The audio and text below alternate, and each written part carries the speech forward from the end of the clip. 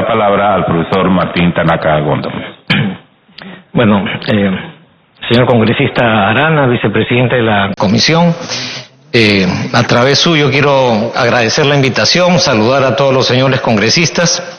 Entiendo que el propósito de mi presencia aquí es hablar como, digámoslo así, experto, entre comillas, sobre estos temas electorales e institucionales, y como miembro, y como ex miembro, digamos, para ser más precisos, de la Comisión de Reforma Política, ¿no? Además, asumiendo que, claro, buena parte de nuestra propuesta fue asumida por el Poder Ejecutivo y presentada en los proyectos de ley que nos ocupan aquí, ¿no?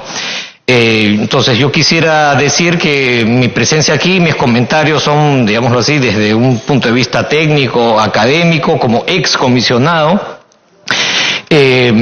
Quiero decir también que me parece importante decir que nosotros recibimos un encargo, lo asumimos con la máxima seriedad y se lo presentamos al Poder Ejecutivo. El Poder Ejecutivo lo hizo suyo, pero, digamos, no es que pensemos que la propuesta nuestra es la verdad revelada, es la última palabra. Entendemos y nos parece pues lógico y deseable que esta propuesta sea ampliamente debatida en el Congreso de la República, que es donde se tienen que tomar las decisiones, y nos parece muy saludable que la Comisión de Constitución se alimente, digámoslo así, del aporte de expertos, de otros políticos, de otras instituciones, ¿no es cierto? Entonces yo quiero saludar esa dinámica, y me parece que si es que efectivamente hay voluntad de aprovechar la oportunidad que tenemos por delante para hacer un cambio significativo que mejore el funcionamiento de las instituciones, pues es posible llegar a acuerdos y a consensos. En la medida en que he seguido los debates aquí en la Comisión de Constitución, y creo que conversando, encontrando fórmulas, creo que es posible llegar al objetivo que nos hemos planteado de terminar esta legislatura haciendo un aporte, un avance, digamos, muy sustantivo para tener unas elecciones en el 2021 de las que realmente podamos decir que va a ser un punto de inflexión, digámoslo así, en la situación política de nuestro país, ¿no? Entonces, eso quería decirlo de entrada. Creo que a título personal, y creo que puedo hablar a nombre de todos los excomisionados, hemos tenido siempre la apertura a dialogar con los señores congresistas cada vez que hemos sido requeridos. Por ejemplo, además recuerdo que cuando el congresista Torres presidió la Comisión de Constitución, también pudimos conversar y dialogar sobre algunas iniciativas de la Comisión, precisamente sobre el tema de la reforma política, ¿no? Este es un tema que ya tiene tiempo y estamos ante una gran oportunidad de poder hacer un cambio significativo en el país. Bueno, yo quisiera fundamentar, digámoslo así, y transmitirles el razonamiento que seguimos los excomisionados cuando hicimos este proyecto de ley, ¿no? Y en el camino ir aclarando algunas dudas, algunas preguntas que en la sesión de ayer, por ejemplo, escuché que se ventilaron, ¿no? A ver, todo empieza desde un diagnóstico, por supuesto. Y para no hacerlo demasiado largo, yo diría que nuestro diagnóstico partió de dos puntos fundamentales. ¿Cuál es el problema que queremos resolver? El problema que queremos resolver es doble, diría yo. Hay como dos grandes asuntos que hay que atender. Un primer asunto es el asunto de la dinámica interna de los partidos políticos, de las organizaciones políticas, porque también estamos hablando de los movimientos regionales, y específicamente el proceso de selección de sus candidatos. El diagnóstico general, y creo que es compartido, es que este es un proceso, de un lado, que puede ser muy opaco, porque según la normativa vigente, muchas veces se sigue la lógica de seleccionar candidatos en asambleas de delegados. Muchas veces hay objeciones, críticas sobre la transparencia, la representatividad de estas instancias. Y de otro lado, tenemos que las decisiones que salen de estas instancias suelen generar mucha controversia, muchas desavenencias internas, porque no existe, creemos nosotros, un mecanismo suficientemente legítimo para enfrentar este proceso difícil que tienen siempre los partidos de seleccionar sus candidatos. Ahora, precisamente porque tenemos esa debilidad en el proceso de selección de candidaturas, yo diría que en la práctica el voto preferencial ha cumplido la función de ser una suerte de válvula de escape a los problemas de confección de las listas. Si es que uno mira la experiencia de otros países, uno llega claramente a esa conclusión, ¿no es cierto? Cuando hay mucha conflictividad interna, dificultad para ponerse de acuerdo en armar una lista, la solución ha sido, bueno, vayamos al voto preferencial y que cada uno se la busque, digámoslo así, ¿no? En años recientes, el caso colombiano fue así. En Colombia durante muchos años, un mismo partido presentaba diferentes listas de candidatos. El proceso era tremendamente caótico. Tomaron la decisión de, no puede ser que un solo partido presente avales para muchas listas de candidatos, que cada partido presente una sola lista. Pero había mucha conflictividad interna, entonces dijeron, bueno, pongamos el voto preferencial, para que haya solamente una lista, pero que compitamos al interior de la lista por el voto ciudadano, ¿no? Entonces, el voto preferencial está muy asociado a, como les decía, una válvula de escape a la conflictividad que genera el proceso de selección de candidaturas, ¿no? Me parece que en el caso peruano, en la práctica, así es como ha estado funcionando, ¿no? Ya que no tenemos un mecanismo totalmente legitimado de selección de candidaturas, que los ciudadanos decidan, ¿no es cierto? Y así hemos estado funcionando. Ahora, yo diría que, entonces, para pasar al otro tema, a la campaña electoral asociada al voto preferencial, aunque este es un tema que se va a discutir en otro contexto, está muy amarrado, ¿no? Entonces, ¿qué ocurre con el voto preferencial? Yo quisiera empezar diciendo que hay un asunto positivo en el voto preferencial. Y el asunto positivo del voto preferencial es que efectivamente los ciudadanos, todos los ciudadanos, cada 5 años tenemos la posibilidad de elegir dentro de la lista que nos presenta el partido cuál de los candidatos es el de nuestra preferencia. ¿No es cierto? Yo diría que el voto preferencial ha tenido cierta legitimidad desde ese punto de vista ante los ciudadanos. Diferentes encuestas de opinión señalan que los ciudadanos están de acuerdo o que simpatizan con la idea de mantener el voto preferencial, entendiendo que esta es una manera de compensar, digámoslo así, los problemas de selección de candidatos de los partidos. Así es, entonces nos parece que eso es algo importante. Uno mira las cifras de los últimos años y efectivamente uno encuentra muchos congresistas que, independientemente del número, digámoslo así, que les fue asignado, gracias al voto preferencial lograron entrar al Congreso. Hay muchos ejemplos de esos, ¿no es cierto? Varios de los aquí presentes.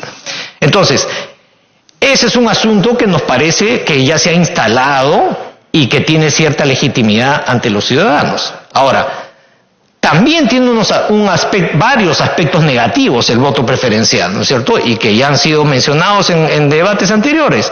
Genera una lucha intestina muy intensa, ¿no es cierto?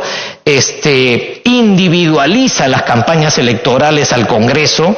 Entonces resulta que el partido tiene una oferta individualista de muchos candidatos y el perfil programático del partido se pierde, ¿no es cierto? Entonces, esto genera tensiones, dificulta la cohesión de la lista. Esa falta de cohesión de la lista después se ve traducida en la dinámica de las bancadas una vez que llegan a este recinto, ¿no es cierto? Y la experiencia muestra que en los últimos años, una cosa es la composición del Congreso, resultado del voto popular, y poco tiempo después tenemos otras bancadas que no responden a esa lógica del voto, ¿no es cierto? Todo esto es consecuencia de esta fragilidad, estos conflictos, estas debilidades que genera el voto preferencial. Además, por supuesto, que genera problemas de control de gastos de campaña, hace el sistema político vulnerable a la entrada de dineros ilícitos, ¿no? O con intereses oscuros, digámoslo así, ¿no es cierto? Entonces, yo diría que esencialmente, para no extenderme sobre cosas que todos conocemos, ese es más o menos el diagnóstico. Tenemos elecciones internas que no están suficientemente legitimadas y tenemos esta dinámica un tanto destructiva del voto preferencial, pero que con todo ha sido una válvula de escape a los problemas de la ausencia de mecanismos legítimos, suficientemente legítimos para armar las listas partidarias. Entonces, ¿cuál es el remedio para este problema que estamos diagnosticando? ¿Y con qué criterios hay que abordar esta solución, ¿no es cierto? Entonces, yo creo que los excomisionados, cuando debatimos este punto, yo diría que tuvimos dos consideraciones en mente. Uno, que las soluciones que planteemos descansen sobre la experiencia previa, sobre proyectos anteriores, sobre discusiones anteriores y también sobre la experiencia práctica que tenemos los electores peruanos. Es decir, no hemos buscado fórmulas totalmente ajenas a nuestra experiencia o totalmente, no sé, imaginativas que rompan la tradición política previa. No. Pensamos que las propuestas de solución tienen que ser coherentes con nuestra experiencia política previa y, de otro lado, que ya que es un tema delicado por tratarse del funcionamiento interno de los partidos, evitar ser excesivamente reglamentaristas y meternos muy al detalle de qué es lo que tienen que hacer los partidos. En las conversaciones que tuvimos, recordarán algunos de ustedes, con representantes de las bancadas, cuando empezamos el trabajo, los excomisionados, una sugerencia, un pedido frecuente fue: no caigan en una lógica hiperreglamentarista, no nos metan a demasiadas regulaciones respecto a nuestro funcionamiento interno. Entonces, eso es algo que hemos procurado seguir. Entonces, sobre esta base, ¿qué es lo que hemos propuesto? Bueno, entonces, tenemos este problema de la selección de candidaturas. Y al mismo tiempo tenemos esta tradición que ya funciona cada 5 años del voto preferencial, ¿no es cierto? Y hemos visto que ambas cuestiones están estrechamente vinculadas. Entonces, ¿por qué no hacer que esta lógica de que los ciudadanos con su voto definen qué miembros de un partido son los que ingresan al Congreso, la mantenemos, digámoslo así, pero en aras de tener un proceso electoral mucho más ordenado, lo movemos, digámoslo así, para las elecciones internas de los partidos? Yo diría que esa es la idea central, ¿no? Entonces, de esa manera, enfrentamos los problemas de legitimidad de los procesos electorales internos. Esto no es un salto al vacío, porque ya en la legislación de partidos actual existe la modalidad de elecciones abiertas para no afiliados para seleccionar candidaturas. Al mismo tiempo, creo que nos pareció sensato porque recoge, digámoslo así, lo mejor de nuestra experiencia previa, ¿no es cierto? Para el elector no va a ser algo inusitado, algo totalmente diferente a lo que ya ha hecho antes, ¿no es cierto? Entonces, nosotros imaginamos cuando discutimos este asunto que debería ser algo parecido a la elección general, ¿no es cierto? En donde los ciudadanos vamos a un local de votación, vamos a nuestra mesa, ¿no es cierto? Recibimos una cédula, en la cédula tenemos los símbolos y cuadraditos en blanco para marcar algún número y efectivamente elegimos el partido de nuestra preferencia, el candidato de nuestra preferencia. Digámoslo así, no es algo muy diferente a lo que hacemos cada 5 años, ¿no es cierto? Entonces, por ahí va la idea. Y si es que tenemos un mecanismo legítimo de selección de candidatos en la interna, podemos, después de esa elección interna, que tendría efectos vinculantes, cerrar la lista para que cuando vayamos a la elección general, el partido se concentre en su campaña presidencial y en una campaña de la lista parlamentaria. Y ya no es una competencia individualista, sino que es un voto por lista, y eso va a permitir ordenar el proceso electoral, y luego eso va a facilitar que los que entren al Congreso y armen una bancada sean un grupo mucho más cohesionado, mucho más sólido, porque ya han hecho campaña juntos por la lista y no una lucha individual, ¿no? Ahora, ¿Cómo es que sería esto? ¿Cómo es que esto funcionaría? Número uno, nos parece muy importante, y sobre esto ya esta comisión avanzó en sesiones anteriores, nos parece que es muy importante el avance que ya se dio respecto a la existencia de un padrón de afiliados, ¿no es cierto? Esto ya lo probaron en esta comisión. Si es que uno tiene ya el padrón de afiliados del partido, entonces la propuesta es que los que sean candidatos a este proceso de elección interna tengan que ser necesariamente afiliados al partido. Algo que escuchamos es que había que fortalecer a los partidos, que digamos que un problema que existe en este Congreso y en anteriores, es que llegan muchos invitados, muchos independientes, ¿no es cierto? Y, digámoslo así, los militantes del partido no tienen tanta presencia. Bueno, entonces la idea ahora es que solamente los afiliados puedan postular a las elecciones. Atendiendo también algunas sugerencias, nos pareció sensato, bueno, hay que pedirle cierta trayectoria de militancia previa a los que participen en ese partido, ¿no es cierto? No puede ser que en la víspera de la elección, mirando las encuestas de opinión, los candidatos se acerquen y toquen la puerta de uno o de otro, ¿no es cierto? Entonces no, por lo menos un año antes, ¿no? Para que tú te acerques al partido basado pues en tu identificación, en tu simpatía, y no en cómo va el viento de las encuestas para ver qué es lo que te conviene hacer, ¿no es cierto? Otro asunto que me parece muy importante es que nosotros hemos dicho en la propuesta un año de afiliación para que tú puedas puedas participar en las elecciones internas. Eso no quita que cada partido, mediante sus estatutos, pueda establecer otros requisitos y otra forma de normar el proceso de inscripción de candidaturas. Pueden poner más requisitos si es que quieren, ¿no es cierto? Es decir, para ser candidato a la presidencia o al Congreso tienes que haber desempeñado tales o cuales cargos partidarios, por ejemplo, para asegurarse que va a haber una buena representación allí. Otra cosa que me parece importante respecto a esto es que cuando nosotros en una disposición transitoria pusimos que la afiliación podía ser de 6 meses para la elección del 21, eso lo hicimos como una señal de flexibilidad hacia los partidos. Porque pensábamos que una objeción legítima podía ser, tenemos la elección del 21 muy cerca, tenemos que organizar un padrón, tenemos que reinscribir, digámoslo así, a nuestros afiliados, nos va a quedar muy corto el tiempo. El congresista Arana, el congresista del Águila, yo los he escuchado hacer ese tipo de observación y me parece que en aras, digámoslo así, de esas consideraciones se puede ser un poco más flexible, ¿no?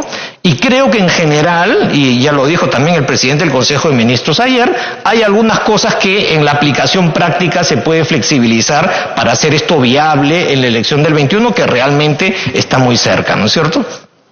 Pero bueno, entonces, el proceso de inscripción de candidaturas, solamente los afiliados. Los partidos pueden poner más requisitos a sus afiliados para poder postular.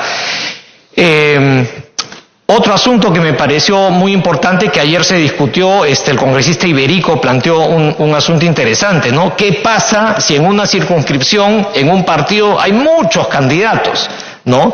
Y entonces se corre el riesgo de que en la interna pues haya muchísimos candidatos. Bueno, el congresista Iberico dijo algo muy interesante. Otra vez, el partido puede normar cómo es ese proceso, ¿no? Por ejemplo, pedir que los comités de su partido respalden o avalen las candidaturas, podrían pedir que haya un número de firmas de los afiliados, un número mínimo de firmas de afiliados que respalden la candidatura, en fin, algún tipo de mecanismo que otra vez no queremos ser reglamentaristas, cada partido debe encontrar cuál es la fórmula que mejor le funciona. Y de esa manera evitamos ese riesgo que a algunos legítimamente les preocupa, ¿no es cierto? Entonces, tenemos el padrón debe ser manejado por los organismos electorales, la elección en sí misma creemos que debería ser manejada por los organismos electorales, eso es algo que también recogimos en varias de las conversaciones. para un partido es muy costoso organizar el proceso de elección interna, entonces dejemos que los organismos electorales ayuden a los partidos a organizar este proceso. Los partidos pueden normar, como decía, de qué manera se inscriben las candidaturas. Una vez que están inscritas las candidaturas, vamos al proceso de elección. Existe el temor, que es fundado y que yo comparto, de que puede haber muchos partidos políticos inscritos, ¿no es cierto? Ya se aprobó anteriormente en esta comisión ya no tener el requisito de las firmas, sino tener el requisito del padrón de militantes, ¿no es cierto? Existe el riesgo de que haya muchas candidaturas, es cierto, pero también es cierto que ustedes han aprobado los requisitos de cancelación de la inscripción de las organizaciones. Entonces, eso también es una señal de que, oye, si tú no tienes un respaldo suficiente, te vas a meter en una aventura loca de participar en estas elecciones internas cuando vas a desaparecer muy rápidamente si es que te metes a esa aventura. Hay una serie de requisitos que te llevan a la cancelación de la inscripción. Además, estamos poniendo en nuestra propuesta este porcentaje de 1.5% de los votos en la elección nacional. Y si no lo obtienes, pierdes la inscripción. Luego vas a la elección general, si no sacas 5%, pierdes la inscripción. Entonces hay una serie de vallas que le mandan señales también a las organizaciones políticas, que les están diciendo, oye, si tú no tomas verdaderamente en serio esto, vas a morir muy rápidamente. Entonces creemos que por ese lado es que hay que trabajar el asunto de evitar que haya muchísimas candidaturas, ¿no es cierto? Y por supuesto esto es algo que poco a poco se va a ir asentando. Tal vez la primera vez haya muchas candidaturas, pero en las sucesivas elecciones confiamos en que esto ya se va a ir asentando y vamos a tener un número más pequeño y más representativo de partidos, ¿no? Otra cuestión que creo que es importante mencionar, hablando del proceso de inscripción de candidaturas, ustedes tienen, la Comisión de Constitución tiene pendiente discutir y aprobar el proyecto de ley sobre financiamiento de la actividad política, ¿no es cierto? Que también tiene vinculación con esto que estamos discutiendo. En ese proyecto de ley no contemplamos franja electoral para las elecciones internas, y sí decimos que los partidos tienen que reportar los gastos de campaña de las elecciones internas. Entonces, otra vez, los partidos también pueden tener algo que decir internamente a cómo se realiza este proceso de elecciones internas y, por supuesto, todas las prohibiciones digamos, financiamiento privado indebido, el uso de dádivas, ¿no es cierto?, prácticas clientelísticas en campañas electorales, todo eso debe afectar también el proceso de las elecciones internas para evitar que algunos de los males que se ven en las elecciones con voto preferencial se reproduzcan en las elecciones internas. En fin, acá hay mucho más que conversar, por supuesto, pero para no extenderme demasiado, llego hasta ahí. Y ya que este proceso electoral entonces está de alguna manera inspirado en el proceso del voto preferencial en la elección general, nosotros decimos, bueno, ya con el voto preferencial, afiliados y no afiliados deciden dentro de una lista partidaria qué postulante entra al Congreso. Entonces ya existe este mecanismo de una elección abierta, digamos, en la práctica, no exactamente, pero en la práctica cada 5 años tenemos una elección abierta, por lo menos para el Parlamento, para definir qué congresistas, qué postulantes dentro de una lista entran al Congreso.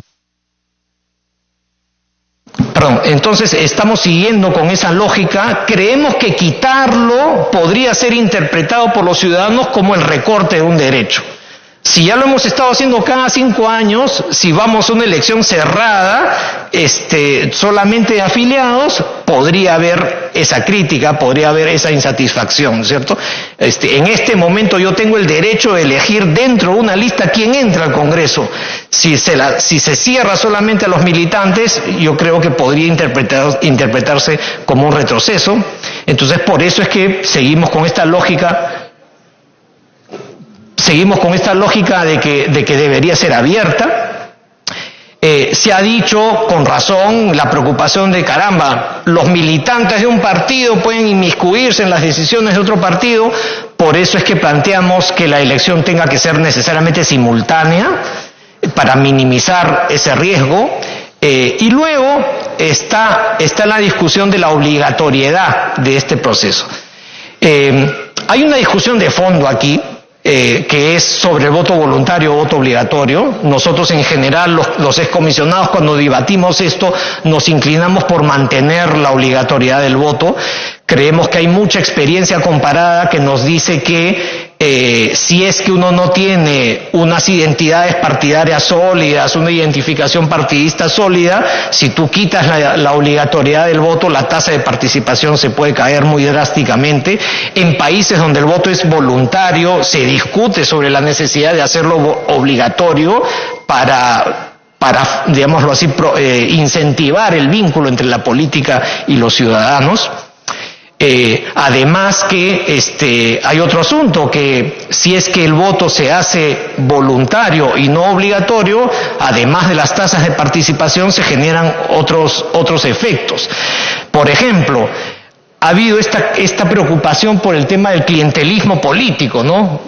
Contratar camiones para llevar a la gente a votar. Bueno, ese problema está asociado con el voto voluntario, ¿no es cierto? Esos riesgos se minimizan o se reducen con el voto obligatorio, porque las personas igual tienen que ir a votar. No tiene sentido que las incentiven a ir con este tipo de prácticas, ¿no?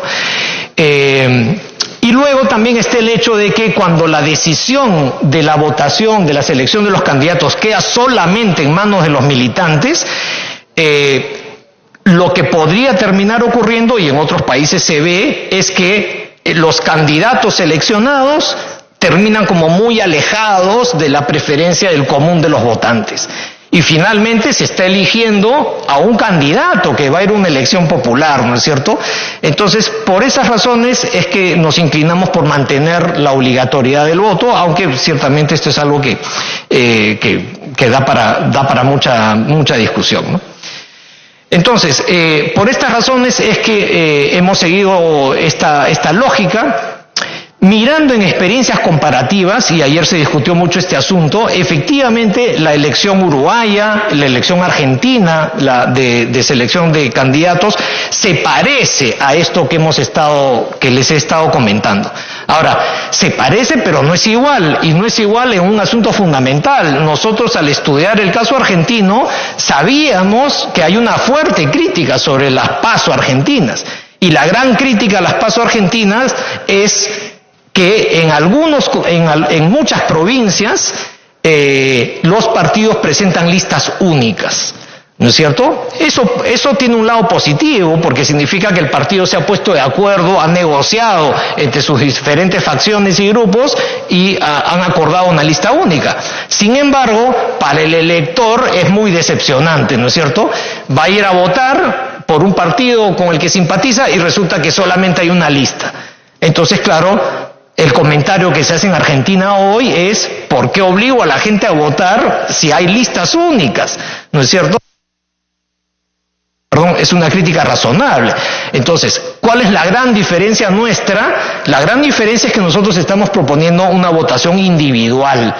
¿Y por qué proponemos individual? Porque estamos, digámoslo así, sosteniéndonos sobre la experiencia que hemos tenido con el voto preferencial.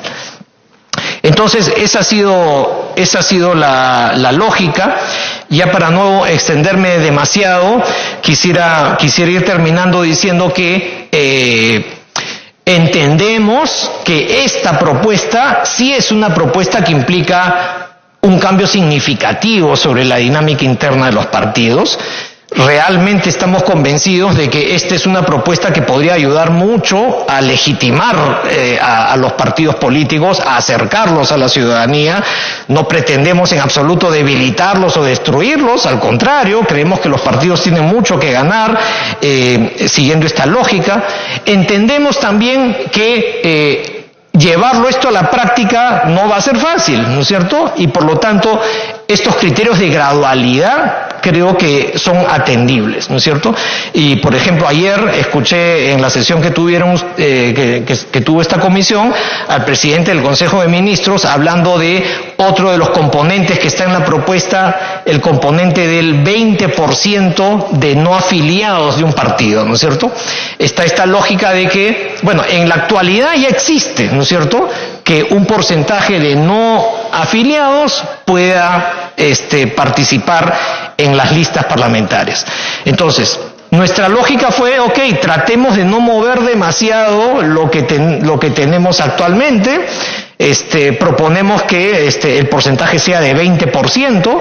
Si hemos dicho que solamente pueden postular los afiliados, dejemos que ese otro 20% sea para no afiliados. Esto es, por supuesto, es optativo, ¿no es cierto? El partido si quiere lo hace y si no quiere no es una obligación, nosotros lo propusimos como les decía hace un momento, como una muestra de flexibilidad ante las organizaciones políticas.